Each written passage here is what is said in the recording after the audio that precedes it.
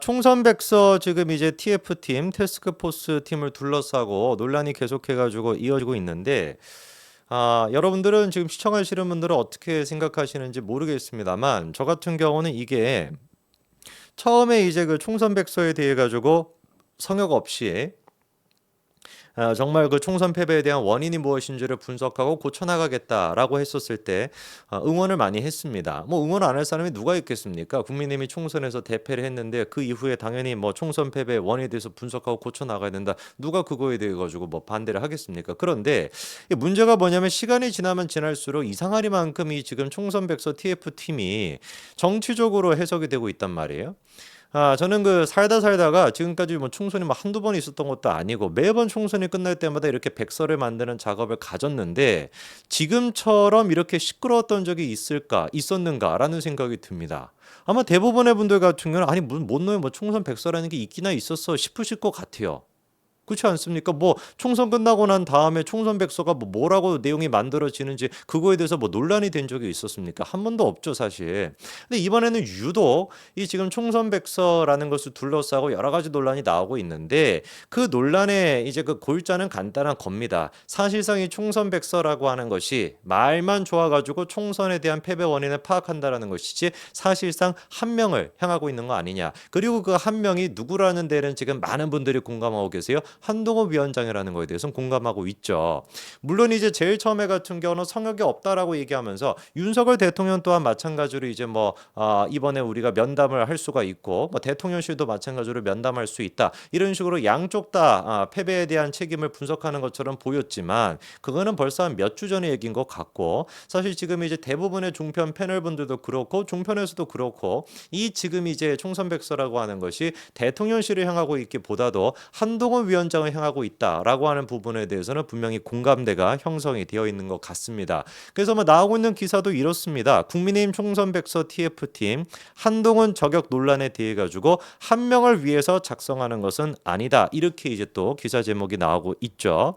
자, 그러면은 심지어 이번에 이제 그 박명호라고 하는 교수가 있는데 이 박명호 교수가 이번에 그 회의 도중에 또 어떤 얘기를 했었냐 이런 얘기를 했습니다. 하나마나한 얘기 공자님 말씀 누구라도 할 수 있는 말 그런 얘기를 하려면 태스크포스 팀이 망가져도 지나치지 않다. 그런 얘기할 필요가 없다라는 것이죠. TF 최종 페이지에는 이번 총선 책임자 리스트가 있어야 된대요. 그리고 자기 마음 같아서는 순위를 반영하면 좋겠지만 적어도 어떤 사람 때문에 어떤 것들 때문에 이런 결과가 일어났는지에 대한 언급이 필요하다. 이런 얘기를 지금 회의에 참석했다라고 하는 박명호 교수가 했다라고 하는데 대단히 저는 부적절한 얘기라고 봅니다.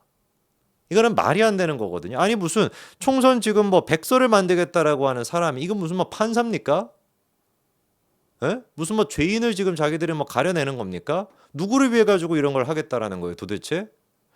누구 때문에 어떤 사람 때문에 총선에 패배했는지 어떤 것들 때문에 이런 일이 일어났는지 순위까지 매기겠다라고 하는 것은 정말 글자 그대로 선을 넘어도 한참 넘는 것이죠. 저는 그래서 이거는 대단히 부적절하다라고 봅니다.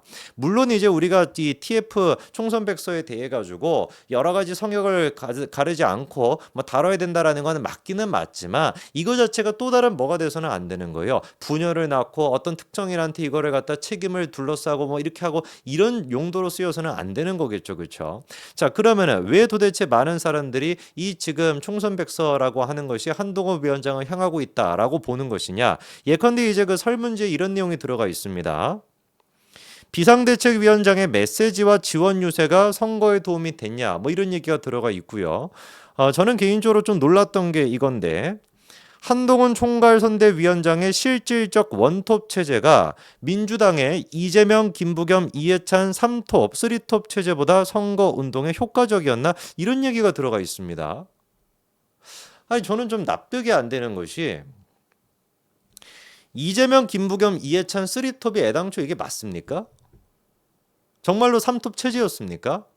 아니잖아요. 민주당 같은 경우는 3톱 체제가 아니라 그냥 이재명으로부터 시작해서 이재명으로 끝났었습니다. 누가 뭐라고 하든지 간에 이번에 민주당 같은 경우는 정상적인 총선을 치르지 않았죠.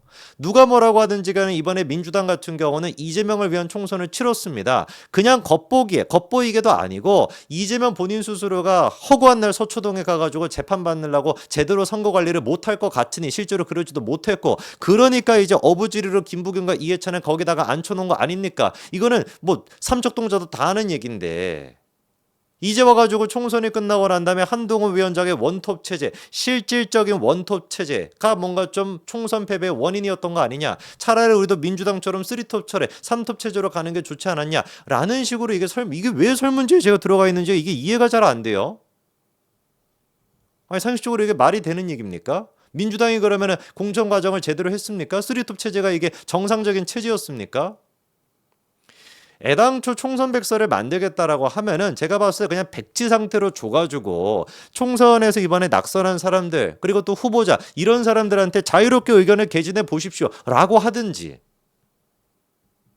왜 이번에 우리가 총선에서 진 것 같습니까? 왜 당신이 생각하기에는 낙선한 것 같습니까? 에 대해 가지고 실제로 현장에서 뛰어본 사람이 자기가 나름대로 분석을 해보십시오 라고 얘기하는 것도 아니고, 설문지를 만들어 가지고 1점부터 10점까지 점수를 매겨라 라고 하는 식의 형태가, 저는 개인적으로 이것도 좀, 이 설문지의 형태 자체도 좀 납득이 잘 안 됩니다.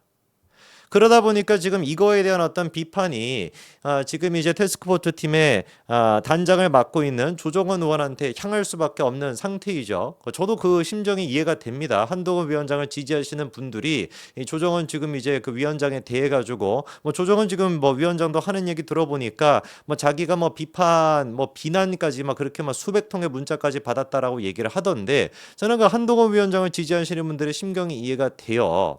애당초 저는 조정원 의원 자체가 이거에 어떤 그 단장을 맡는 것도 솔직히 좀 이해가 잘 안 됩니다. 아니, 조정원 의원이 왜 도대체 이 지금 총선 백서의 단장을 맡았죠? 그것도 좀 저는 납득이 잘 안 되거든요. 일반적으로 원래 이런 식의 어떤 아니, 조정원 의원 본인 스스로도 이번에 나갔던 사람 아닙니까? 총선에. 그럼 어떻게 생각해 본다면 총선에 나간 것뿐만 아니라 조정원 의원 본인께서도 마찬가지로 어떻게 보면 총선 패배에 대한 책임이 있다라고 할 수 있는 사람이에요. 한동훈 위원장이 사실상 픽한 사람이었으니까.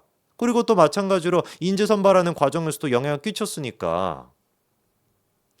원래 이런 식의 총선 백서를 만들겠다라고 하면은 의뢰 이제 그 당과 독립적인 어떤 사람들, 그게 뭐 학자가 됐거나 아니면 또 뭐 정치 어떤 그 원로가 됐거나 이런 사람들한테 그거를 부탁해 가지고 이런 것들을 만들게끔 하지. 그래야지 이제 또 권위가 있고 책임으로부터도 자유롭다 보니까 그런 분들이 하는 얘기에 대해 가지고 안 흔들릴 수 있는 거 아니겠습니까? 근데 갑자기 뜬금없이 조정원 의원이 이거에 대한 어떤 그 단장을 맡아버리게 되다 보니까 당연히 이거에 대한 권위가 또 흔들릴 수밖에 없죠. 저는 그래서 모든 것들이 좀 잘 이해가 잘 안 됩니다. 왜 도대체 조정원 의원이 이거에 대한 단장을 맡고 있는 것이고 설문지도 왜 그런 식으로 하고 있는 건지 저는 좀 이게 다 이해가 잘 안 돼요. 그러다 보니까 지금 이제 한동훈 위원장을 지지하시는 분들 입장에서는 특히나 이제 그 설문지의 내용 자체가 제가 보기에도 너무 조금 과하다라고 하는 부분들이 있다 보니 더더욱 좀 분노할 수밖에 없는 것이죠. 조정원 의원은 이 부분에 대해 가지고 이렇게 이제 또 해명을 하고 있습니다. 아니, 내가 한동훈 위원장이 당대표로 이번에 출마하기보다는 좀 쉬시는 게 좋겠다라고 했더니만 어마어마한 또 비판을 받았다라는 것이죠. 그런데 자기는 아직까지도 정치인 한동훈이 이렇게 당대표로 나오게 된다면 극도로 소진하게 될 것이다 라고 생각을 한다는 거예요. 그럼에도 불구하고 한 점 위원장이 다시 등판한다라고 한다면 그것도 마찬가지로 응원하겠다라고 하는 게 조정원 의원의 얘기입니다. 저는 개인적으로 조정원 의원이랑 방송도 해봤고 그리고 또 조정원 의원이랑 이렇게 또 얘기도 주고받았던 그 경험으로 생각해 봤을 때 이분이 무슨 막 엄청난 정치의 의도를 가지고 행동하는 것 같지는 않습니다. 그러나 이 지금 그 태스크포스 팀을 둘러싼 여러 가지 논란에 대해 가지고 왜 도대체 국민의힘의 지지자 분들이 조정원 의원에 대해 가지고 배신자 아니냐, 어떻게 이렇게 배신할 수가 있냐, 뒤통수를 칠 수 있냐라는 식의 비판이 나오는 그 원인과 맥락에 대해서도 충분히 좀 조정원 의원께서도 고려를 해보시는 게 좋을 것 같다라고 말씀을 드리겠습니다.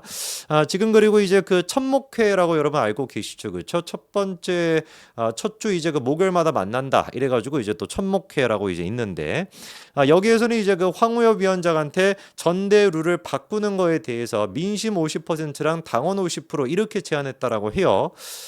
그런데 이제 그 당원 50% 민심 50%를 제한한 것 자체가 지금 이제 언론들에서는 뭐라고 해석하고 있냐. 한동훈 위원장 등판을 위한 발판을 만들어 주는 것이다. 이렇게 해석하는 데가 거의 90% 이상입니다.